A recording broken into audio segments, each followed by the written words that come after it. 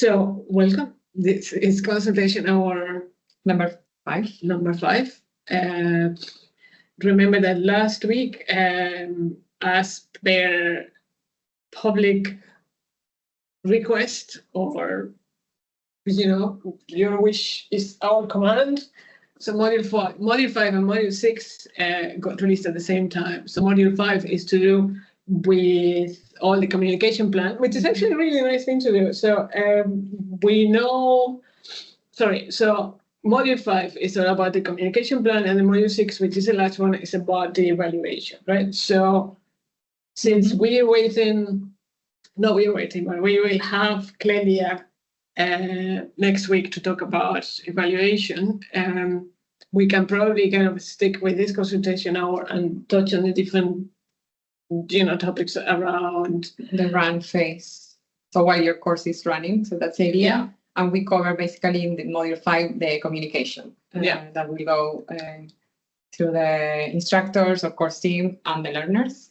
Yeah. And but of course, if you have questions about the evaluation, we can also answer them and pick them again with Clelia, if she can clarify more, particularly on the quality assurance part and things we are doing and things we want to do in the future with quality assurance. That's very true.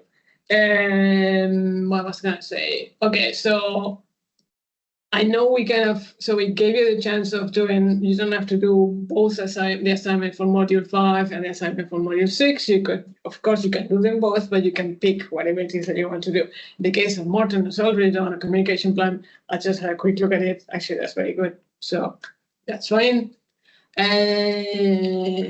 Yes, and then for the module 4, they already brought feedback on it. I don't know if there were any questions, because since this is like the more juicy part, let's say, we will have. So now the storyboard. If there are questions or comments on the feedback you receive, or you are working on something else to continue the process, yes, let us know. Yes, I think from the design point of view, which is taking most of this course, yes, the storyboard is the one that you will have defined together with the blueprint. Right, because again, the communication it's a plan of how you want to do, but then you will know better when you finalize the design. And the evaluation phase, of course, will come later, even though you will also evaluate while the course runs. So I responded to your post, Morten, this morning on when to evaluate, and if you want to evaluate while running some parts, how to do. And we have new plans in that sense from our quality assurance officers, how to work better towards having the best quality we can have at the end of the design process. And that means also evaluating units, modules, and content while the course is being developed, trying to catch things that could have been solved before. Not only about content or about user experience, but also about accessibility. So there is something about accessibility as well in that module. Okay, a lot of words, a lot of things. We can always talk a lot. Any questions, any comments from you guys? I do have a questions about the plan, the communication plan. If you have a course in which you don't really, let's say that it's a course in which you have minimum real interaction with the learner. So let's say that it's a course that runs continuously. Yeah. So a nightmare, I know, but I'm asking you how to address that plan. So you have an online course that is open continuously. Then how do you approach the communication with learners? Because then you don't really have a timeline there. The learners can start anytime. As soon as you open it, then you do per module every day. Every taught days from the start. So let's say I'm learner A, I start today, and then Morten starts in 3 weeks. Yeah. So, I mean, you can trigger messages that are tailored to every new student that starts with different timelines. Is possible in every LMS, more or less, or not? So how do you do that? I know that it's not ideal, but I can imagine that there are courses that might be like that. Mm-hmm. How would you approach that That's it. So, so in a way, in this case, we work with the functionality of the platform, right? So in the case of working with edX and working with our MOOCs, if it is a self-paced course, so as you say, the course is open for say 6 months plus, so that people coming in all the time, right? So edX has a functionality which pretty much is about sending an automatic email to learners every week. So the system, the platform itself, counts from the moment I came in through the course the first time. It kind of calculates weekly, and it sends an automated email that you as in the course team can set up beforehand. So it's not an elaborate thing. It's just pretty much a selection, like a list of bullet points, as in what it is that you have to expect in this new, like as you go along, right? So it kind of, from edX point of view, what it does is that it is about informing somebody, as in this is what's happening this week automatically. So minimal bullet points, but this is what happens. So you set it up, you don't know when the person is coming in, right? But it also helps, and I think that's more why edX kind of decided to do it, is this idea that is to encourage people to keep on track. So even, it's a self-paced course. So because the instructors are not there, because you're not, everyone is kind of doing their own thing. It's not like an instructor base where everybody's going at the same pace. Same time. Yeah. So in this case, it helps you because yes, you know what's coming up, but also it's this idea, hey, you can add as one of those highlights is like in this week you're gonna work in this fabulous assignment about X, right? So then by week 2 you say you're gonna get something that says, well, welcome to module 2. This is what's gonna happen, and so then. See what I mean? So it's, even if you're not doing anything, the system will keep calculating you will receive the 6 weeks. Yeah. So it's not triggered by your, as a learner, actions triggered. Okay. No, it's the platform itself starts counting the days. So it's a 6 weeks course. So the system if I came in today, so from today in the next 6 weeks, the platform is going to send me. Send you. Right? So that's, yeah. And the other question is, normally when you have a course like that, you can't open modules.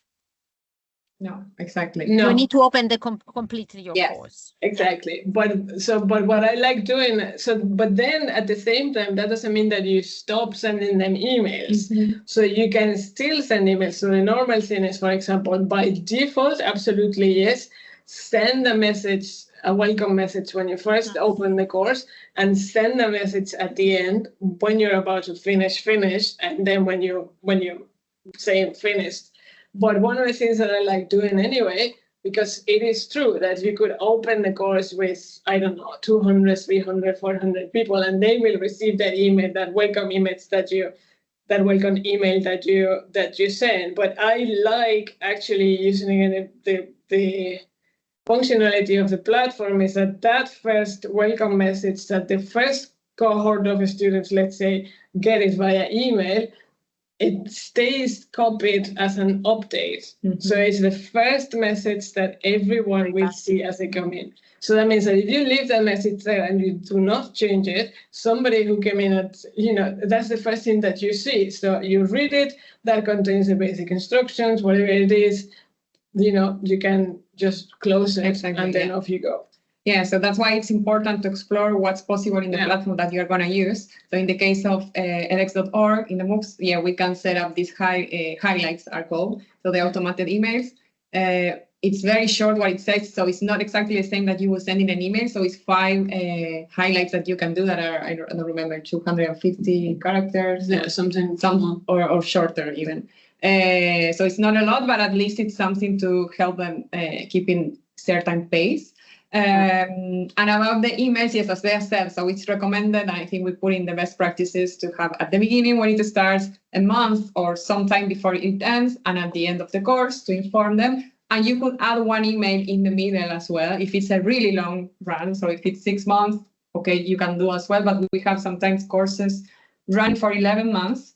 And if a learner started on the first day that the course started, but then they abandon in the middle, it's nice from their perspective, let's say, to have a reminder, hey, you are enrolling this course. How are you doing? La, la, la. Why don't you go to this discussion, or have you read what this person put in the discussion, or what's going on here? So something to trigger a conversation and trigger a reaction on coming back to and picking up what they did in their learning journey. But again, you have to check what's possible in the platform. Updates are a great way, yes, of having some presence all the time and a welcome, apart from other purposes, right, that can be what they can be used. But yeah, that's and that makes relevant the communication plan that you have, specific or especially for self-paced, because you might forget. So when it's an instructor page, you know, every week I have to go, I have to send an email, I put the reminders, etc., in my agenda, etc. But then when it's a self-paced, sometimes it's, oh, well, since there is no like regular communication, I just do ad hoc what's needed, etc. So it's good to think about it, evaluate the tools, set up the plan, and then go with it.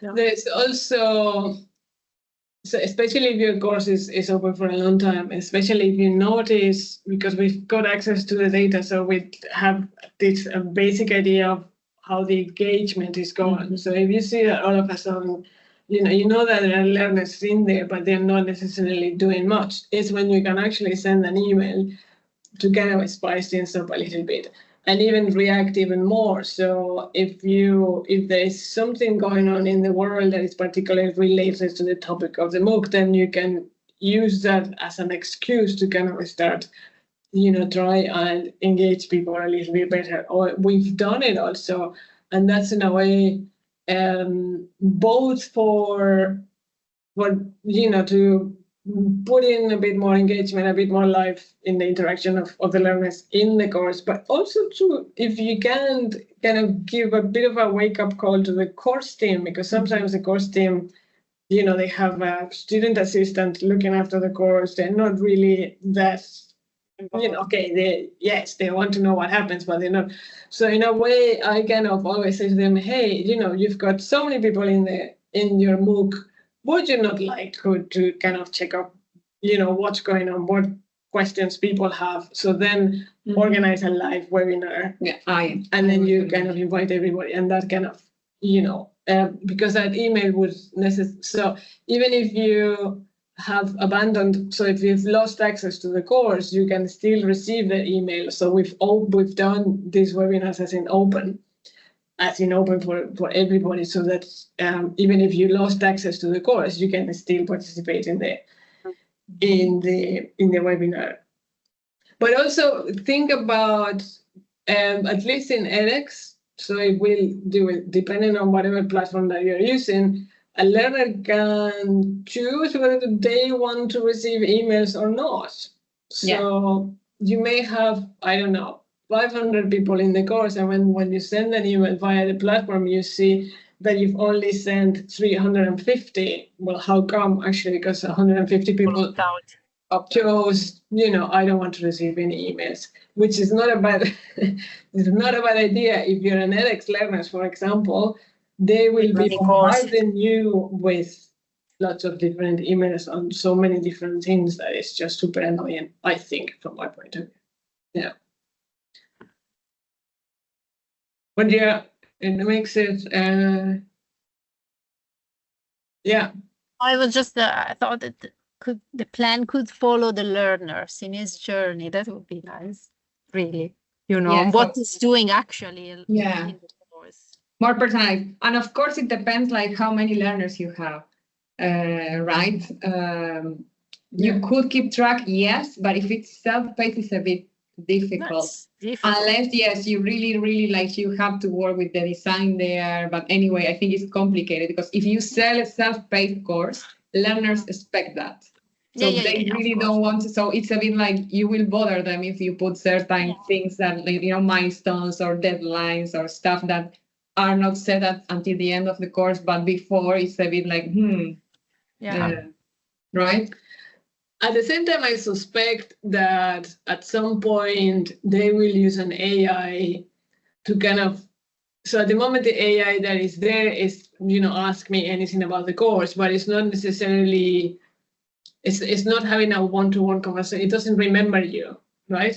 But I suppose at some point, it might be the case that you come into the course and you hadn't been in the course like for 2 weeks, that the AI will come in and say hello to you immediately. Oh, hello, Bea. Kind of Duolingo stuff. And then we haven't seen you for ages. What are you doing? So then you say, hey, it's good to see you back. This is what you've missed, So I wouldn't be surprised if something like that happens sooner rather than later. I don't know if it's going to annoy people. I would definitely switch it off immediately, but that's me. Mm-hmm. Yeah. What else? Communication.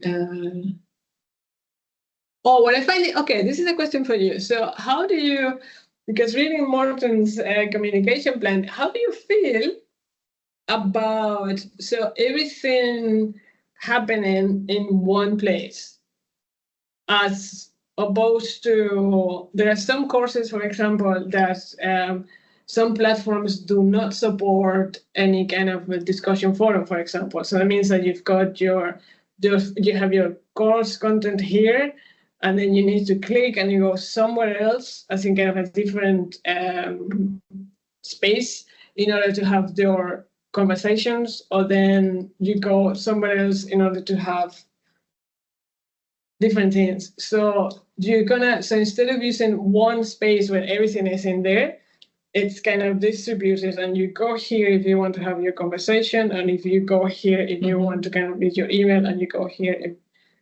See what I mean? No? Was it a question to me? No, it was a question in general, because that's one of the things that from my personal point of view is that it's very difficult to find the place that has absolutely everything that you need, right? So, but I've always wondered whether we send people too much into too many different directions. How does that affect? To communicate in one, to exchange in the other. So our experience now as a learner, you're asking? In a way, yeah. So so if we're designing that communication, should we then try, if we can, to kind of concentrate everything on the one thing, or are we much more flexible? I'll give you an example, just to give you an example, right? And I don't know if it is connected or not connected, but at some point we were organizing a communication plan. We have a space, there's a website, there's a course, there's, so, but we saw that nobody was really reading the emails. So we kind of wondering why, and it was, well, I don't know exactly why, but the whole thing was that we ended up communicating via WhatsApp. Yeah, because that was trendy at the point. We ended up asking, because the communication wasn't fluid in a way. So it's not fluid, it was kind of slow. People weren't really getting back. We knew that people weren't receiving the emails or reading the emails. So we kind of have to do like a bit of a survey as in how would you like us to communicate with you? And it came, actually, you know what, we use WhatsApp all the time. So if you use WhatsApp, it's fine. Yeah. So that's what we ended up doing. See what I mean? But for me, that would be, because it's then somewhere else. If it doesn't disturb, maybe the Exactly. I wouldn't like to receive anything that it's not, should be in the platform for me or via email. Because also the email, even if you don't read it, receiving it triggers something in your brain. Okay, I need to do something with the course. Even if I don't read the content. Yeah. It's a kind of course, it has to be the emails that you normally use, because otherwise it doesn't work, right? So if you put in an email address you never check. Yeah. But then personally, I wouldn't like to have WhatsApp or something like that. Or it was trendy in online education at some point to do WhatsApp. Learning through WhatsApp as well, so like mini modules. But yeah, I haven't experienced it as a designer. This was not necessarily learning in want WhatsApp. more It was communication. just communication, as in, I might as well. So you were sending an email, nobody was reading the email. It It's still not a- triggers something, the email. Even because if you see at least that's how my brain works. I see the email and then I think, okay, now I need to go and check something in the platform. It's okay. Also, this is every week. So we know where we are, where we stand. We are doing it all together. But the email, even if it's not read, doesn't mean that doesn't do anything. Maybe people don't read the content, but just. No, yeah, that's true. Yes, it has an effect. But yes, if you really need them to read it, yes, it's Yeah, then it's a different story. But I Yeah, think yeah, you yeah. can't force anybody to read anything. exactly, yes. And anyway, it's about also communication, so setting the right expectations. So we don't include it in this module now, but something we said already. So you have to clarify what's expected from your learners, and one of those is how you're going to communicate, right? So if you are telling them we are going to send emails, and then someone says, "Hey, but I didn't know it happened," They read it. so Yeah. Learning developer. Yes, so last week, to one learning developer that was, I didn't receive any email communicating that the course was ending, so I missed the deadline because of that. So it's a MOOC, so instructor pays. So they blame the moderator basically on not sending like the last email reminding that the course was going to end the next week. So they missed the deadline, right? So I think it was a lame excuse, but okay. It was true that there was no final email, let's say. Yeah. But then there was an expectation as well, because they sent emails every week, but the last week the moderator forgot, I don't know, the week before the course ended. So there was a bit of truth like in both, but I think it was more an excuse from the learner, but that didn't submit. But anyway, so there was an expectation again, and it was said that there were going to be this type of communication. So the learners also build expectations around what you say and what you do. And what you do exactly. So if they, as you said, Roberto, so they rely on receiving an email, at least like they read the title saying detox. So I know, yes, today we are going to have like the content open or like something about the course. I have to check. So then, going back to my original question, do we agree then that we need that kind of external trigger, right? Because edX at the moment will say, if you're regularly coming into edX, it will say, hey, you're missing, in 8 days, the course will be over, right? But that is if I come into the course. If I'm not in the course for whatever reason, I'm missing this. Mm-hmm. So in that way, it is important to have that kind of external communication thing that is going to prompt me to do something in the course. Mm-hmm. Yeah? I think that it's important. And also, in my opinion, it needs to be also very clear that it is from the instructors because if you have a generic edX or whatever platform you're using email, you don't know if it is just a blah blah that you don't care or something important. It's also a very big difference in at least for me as a user and learners, because I receive a lot of email from edX. That doesn't mean that I want to read them, right? Mm-hmm. But if I know that is the instructor sending me something, then I'm motivated to open it, right? And I think for many people it's like that, because you receive so much that you don't care about. And Yeah, and something that also you said, Roberta, about like how to personalize the way like you offer like this experience to learners. No, I was just in a meeting where it's not a MOOC, it's a professional course, so it's a short course, not 2 months. Or 1.5. The instructor offers personal consultation hours. So in one-on-one, half an hour, I think is, or one of Tracy's courses, half an hour or an hour. Mm-hmm. And at the beginning of the course, so he sends out a survey saying, okay, which day do you prefer? So first come, first serve, they choose which one they want. And that's another way of offering, let's say, support, like through, again, it counts as communication, because again, it has to be planned like that, to have support one-on-one. If it's possible in a self-paced, it's more difficult, because then a person that comes very late, so it might be that they cannot really use it for a purpose. But if you communicated this opportunity in your course description page, so your about page, then it's something you like adds value to the product you are selling and to the experience, and then it's up to them to join or not to join those that are not really mandatory. It's more like to consult on the assignments or on the final assignment, at least, if I understood correctly. So again, there are many options. So we put some standard things in the module about how to communicate, how to set up the communication, how to use or how to make a good use of the platform tools. But as Bea said, like external tools are a possibility. For example, some course teams, I don't know if they use it during the run, but for extending the community, let's say they use LinkedIn, so they do these professional pages on LinkedIn. So the communication continues there. Sometimes it starts already at the beginning of the course because the community was already set from a previous run. So they continue there.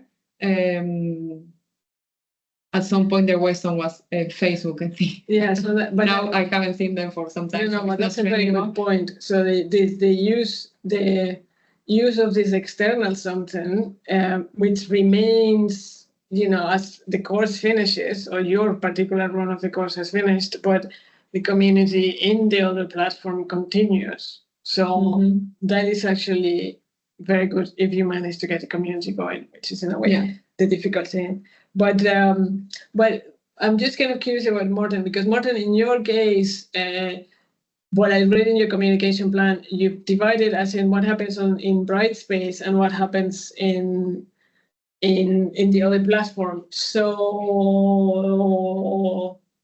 how do you think that's going to work? So why would you not? Yeah. Okay. Sorry. No. Yeah. Tell me. No, it was just a thought that to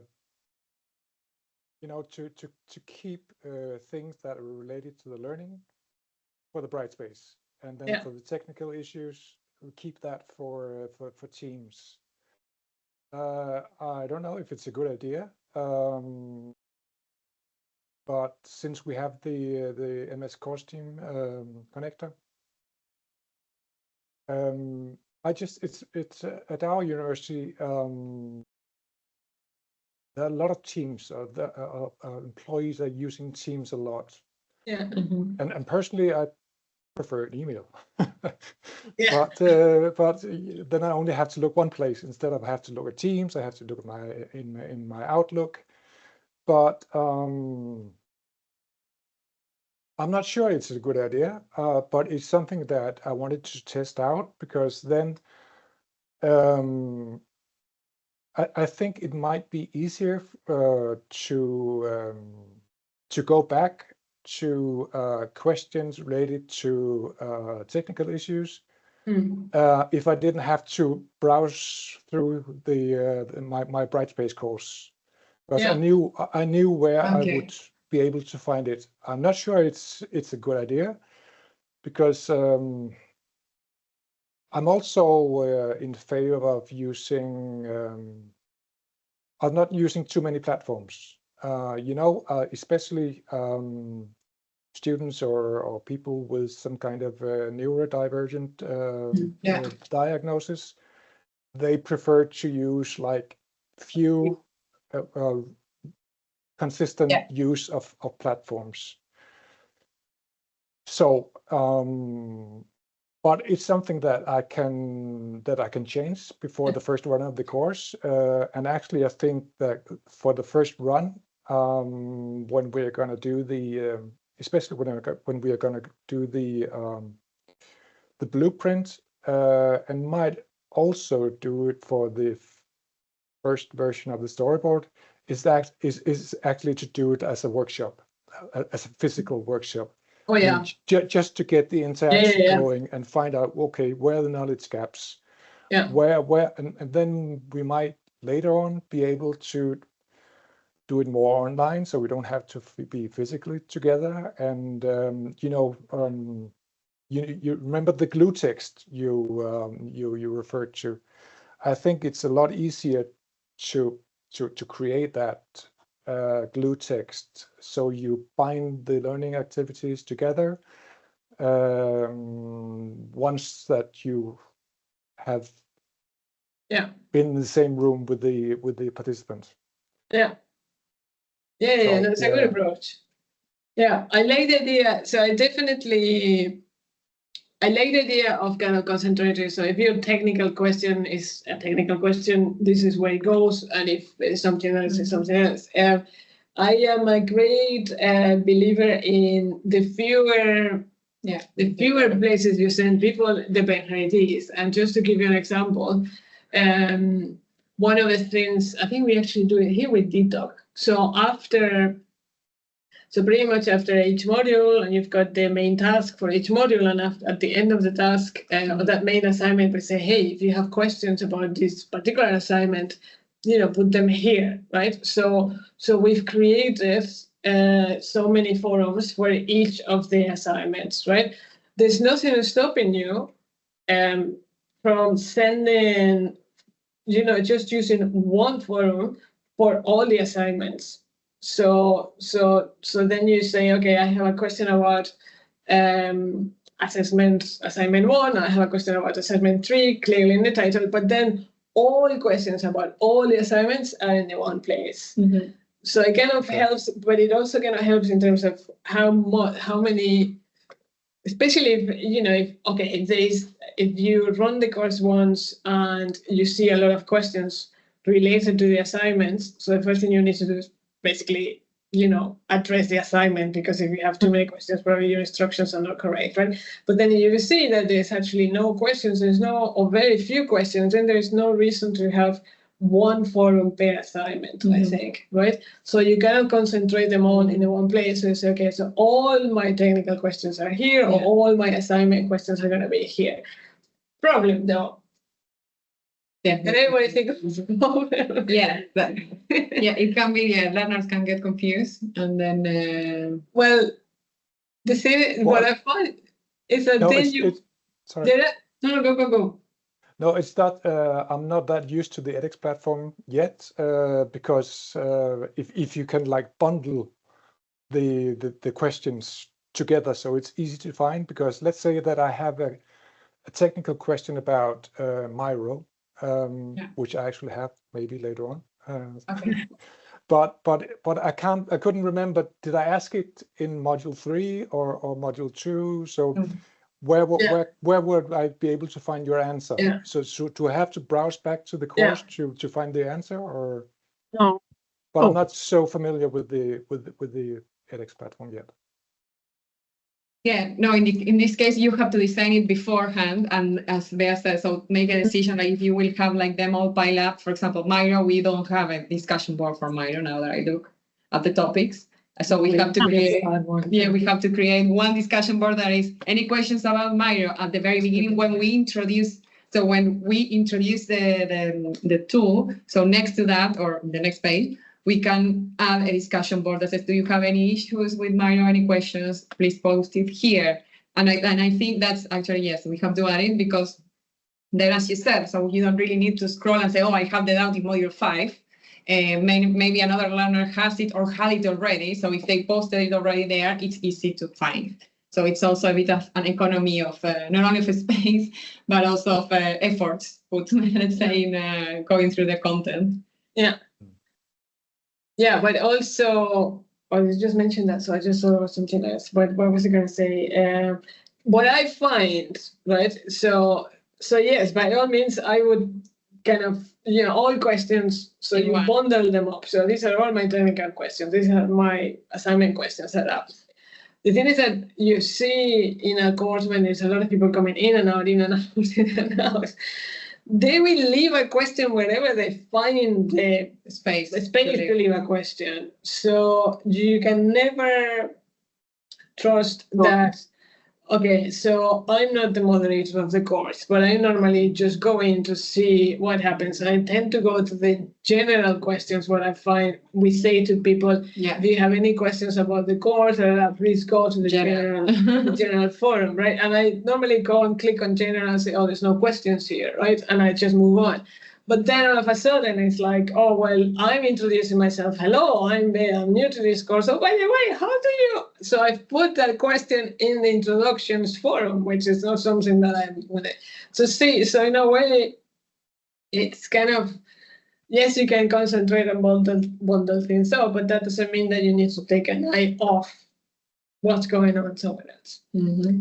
So that's one thing. And the other thing which you just reminded me, which was also in connection. So because you were giving us the example of your course team, or the course team who kind of create consultation hours. So that's kind of a very individual one-to-one support, right? When is that kind of support not, okay, you would normally think, wow, this is super, I've got this person for 1 hour or half an hour to answer all my questions. When is that not a good idea? When it's not. When is it not a good idea? So what I would never, ever say to any of my course teams, yeah, go on, give them one-on-one. Unless you have nothing else to do, right?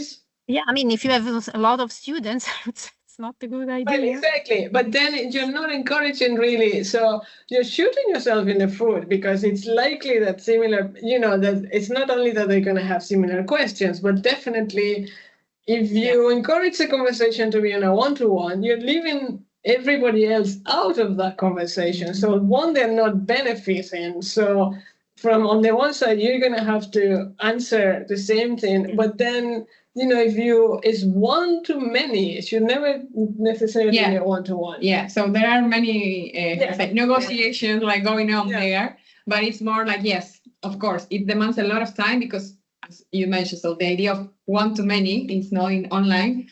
The instructor or the moderator, if he has or she has a TA, let's say, if they have a TA, they could say, oh, can you please summarize this conversation because it might be useful for someone else. So then it's a one-on-one or two-one conversation. And then if there are useful questions for everybody, they can post it, let's say, in a discussion forum. So that can be. That happened in some courses with forum questions. And they were called like this, the teacher created these like sofa sessions. So it was not formal learning, let's say it was an added value, but based on posts, not on a one-on-one interaction, things that they could explain better. The other thing, so the large audience is the problem. The time zone is a problem. So that's the other thing. So if you are thinking of like very diverse audience in a MOOC, this doesn't work. This really, really doesn't work, right? And of course, the larger the team, the most problems you will have. But you also have to understand the feeling of the teacher or the instructor that is behind, because they are used to teaching face-to-face, and some of them are very reluctant to moving completely online and not knowing their learners one-on-one. So this was one of the cases. So they needed this contact. Yeah. And even though they also do massive sessions, let's say for all learners, they also like to have this one-on-one thing. So yes, when dealing with instructors there, yes, it's a bit that you also have to accommodate. It's possible, yes. It's difficult, yes, also. So yeah, you have to take into consideration all these things that might work in some runs, and in others you might find that not. But of course, until now, I think it works okay for this course, I'm saying. But yeah. No, and something we mentioned at the beginning of the module, like take into account, until now we covered the interaction learner content. So there are more interactions, the learner and learner-instructor. And this is something you have to take into account when designing. So that's why we insist. And now what happens in the communication, so the communication module, and also when we teach with another colleague, Eloise, the community management, sometimes people are, oh, yes, I know. Oh, yes, this is like obvious, yes. But then when you are in the role, things are not that obvious because you are not the learner. So you are the instructor, you are the moderator. So just think of it beforehand. Think how we envision the communication in your course. We have cases of course teams that say, we don't really want to build a community. So it's more like, in the end, we don't really love those courses. So it's more a repository, and they only have one discussion board on general questions if something goes really wrong, right? So if they cannot submit, if they found that the link is failing, or if they found something is not clear, but just to state that, but they are not really building a community, which is a pity because they are missing an opportunity, I think. Yeah, but sometimes we get those type of requests. So there is not a lot of effort put in the interactions learner to learner or learner to instructors. But it's something that you as a designer have to consider from the beginning. But I think maybe this also is related with the level of the content. So I can imagine that if you offer a course that is not so complex in terms of content, you also need maybe less interaction between learners and lecture. No, wrong? No, I was just it's not very wondering. strong. It's more, we go back to the personas. Who is the course for? Exactly. So if my course is, introductory level, basic level, you can come in and so I already know, okay, I can, it's all about anticipating what you're giving them, what do they need. So if I say to you, this is a basic course, introductory course about, I don't know, climate change, right? So my understanding is that the only thing you know about climate change is your own experience, right? So then I decide what it is. I'm going to give you depending on what I want to bring you with the learning objectives and all that, right? Of course, if somebody comes in that has a lot, I'm already kind of teaching climate change in my class, I'm just coming in to get ideas, then that's not the person, but you're not designing the course for that person. So I mean, so it's a kind of way of thinking of everything. If you're designing, whether you like it or not, there has to be somebody at some point will have at least one question.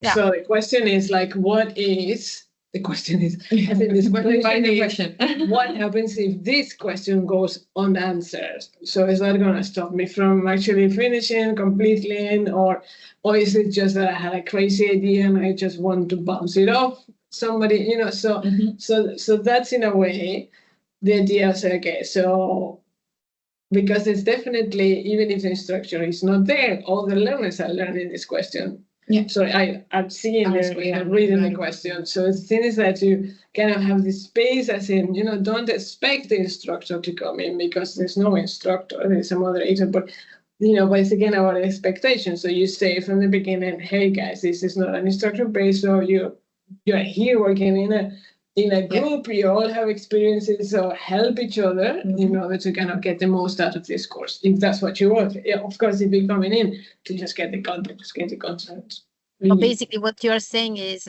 you need to be in the communication very clear on the expectation, to manage the expectation of the learner. Yeah. So if really there is no, for some weird reason, no moderator at all, then you really need to make it clear to the learner from the very beginning. Yeah, exactly. Your question for yourself. No, I mean, it reduces frustration from there, because that's what you want. No, while they experience the course, let's say the content is perfect, everything nice, but the frustration when I don't receive a reply, or if it's expected that it's as they are said, like learner to learner support, because sometimes these questions, they can really help with each other. And in my case, so I have some advanced courses, and it's true, there is less interaction, but now we are reverting it. So I can tell you in the future how we are reverting it, because until now we have many discussion boards, but not for discussions, only to leave questions. And learners reply to each other. And it's like, it's a MOOC, but there are no many learners, so 50 learners per round, let's say. So there are several in the QTech Institute. So the thing that we want to revert is, now we were asked by our lovely colleagues from Quality Assurance, like, why there is no interaction, like zero interaction. Learners don't really, only react to reactions, and there are good TAs there as well, that they pick up things and they fix things, etc.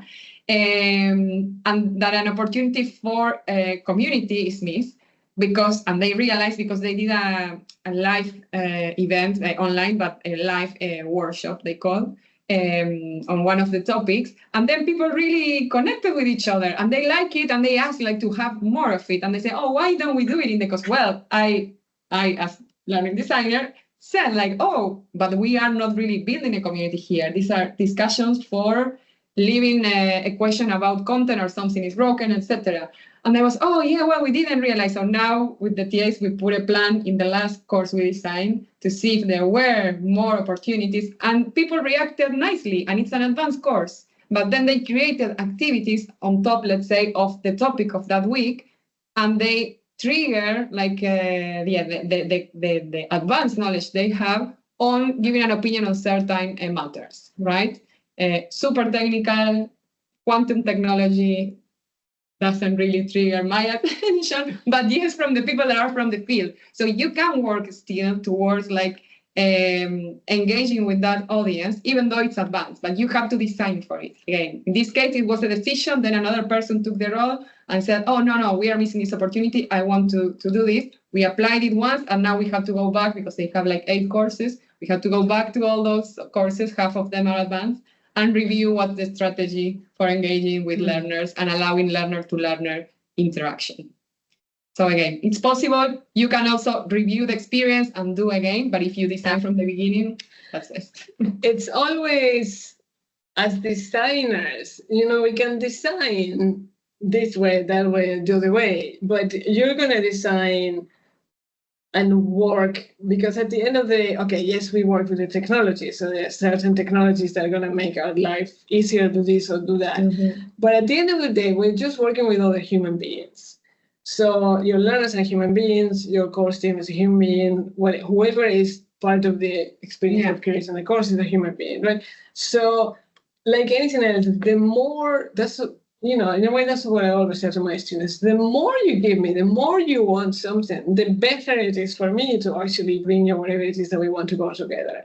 If you're going to say to me, nah, well, I'm not, So there's wonderful examples of when a course team was really, really into, they created this MOOC to do something wonderful, which is, for example, the case of Rethink the City. So Rethink the City is a MOOC that has been going on and on and on for a long time. It started with thousands and thousands and thousands of students, like anything else now, anything else is just going down. But one of the things they did on the side is so they had Rethink the City is very much about exactly that, rethink your city. So looking at it's from the Faculty of Architecture, so it's about design, but it's also about inclusivity, it touches on all the social aspects of how you can design a living space for a community, right? So it attracted a lot of people from all over the world. So they decided to feed on that. Again, the course was a kind of a 6-week course, but they decided to kind of feed at the very beginning. Why? Because there was 2 or 3 people from architecture who were very, very implicated. They really wanted to save the world situation. So it was truly the beginning of the extension of school, as in we are educating the world and we don't have to worry so much about making a lot of money, right? So when this was free, edX was completely free. So, but they kind of worked with the whole of the potential, and they created. So yes, you lose access to the course, you lose access, but they created a Facebook page. So basically, you finish the course, but everything kind of was. But then there was somebody looking after this Facebook page. See what I mean? So then if you care about the course, but you know that your course is feeding you all this huge amount of people having fabulous conversations, but you provide another space for that community to continue, right? And then they kind of said, okay, so now we've got, what else can we do? So they decided to do a summer school, in-person summer school. So then they opened it up. Who funded this? I don't know. Well, anyway, so see, but the energy was, you need money, of course, but the energy was there from the people to do something with all this. So they did create a summer school. And to this summer school, they realized, okay, yes, there's people coming from different parts of the world, but this was here in Delft. So it's not like I'm in Africa, I don't want to come, or I can't come from Africa to Delft, or from Brazil, or from South America, wherever it is that you are, right? So they decided, okay, let's offer scholarships. And it was the work that you did in the MOOC. So your final, it's the same thing, you're building on a little project. They had to kind of submit a final project, which was about your city, So you could submit that if you wanted to come to Delft to do the Rethink the City summer school. So they said, okay, we're going to give a scholarship to 5 people, or 6 people, or 10 people. I don't know whatever it was. But so they did. So I mean, so that people, not everybody, you could submit. You could say, this is my final project, and this is why I would benefit from coming to Delft to do it. So they managed to do that because I was part of the the jury kind of selecting the people. And so, but why? Yes, the funding was coming from somewhere, obviously, but it was the energy of the people in order to that kind of got this done. The minute that these people disappeared because, okay, you just move on, then you can see that the course has been going, there's no summer school, there's no, so yes, the course is there, the content is there, but we've lost this idea of the Facebook page is there, but nobody looks after it. So if you go to a place and you see that the last post was from 2019, and you say, okay, maybe for COVID, it's the bit. See what I mean? So that's what I'm saying, that like anything else, you can design something, but you will design, even with the design, if you have the commitment of the people to actually do something great, then it's easier to create something great. That's if somebody says, you know what, I'm lost. I just have this content, I want to share this content, and then move on. Yeah.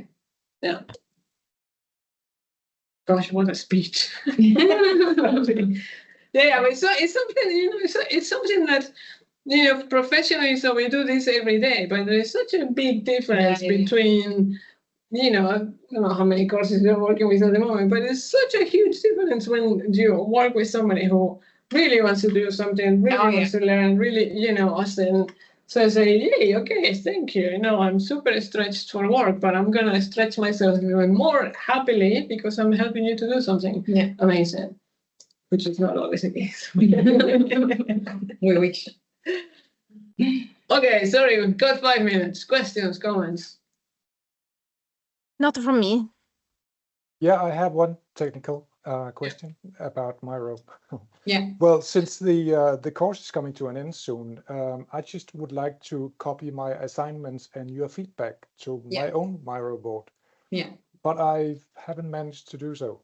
Yeah. I mean, obviously, I could do a clipboard or something like that, but then your feedback, the arrow from your feedback to the specific sentence.